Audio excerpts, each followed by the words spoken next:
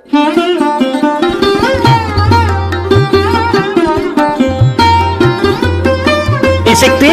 శ్రీ శ్రీ గంగా దుర్గా మారెమ్మ విశ్వేశ్వర స్వామి దేవస్థానంలో 3వ రోజు ఆషాఢ మాసోత్సవాలు నిర్వహించామని దేవి ఉపాసకులు తమ్మిన రవీణ అన్నారు.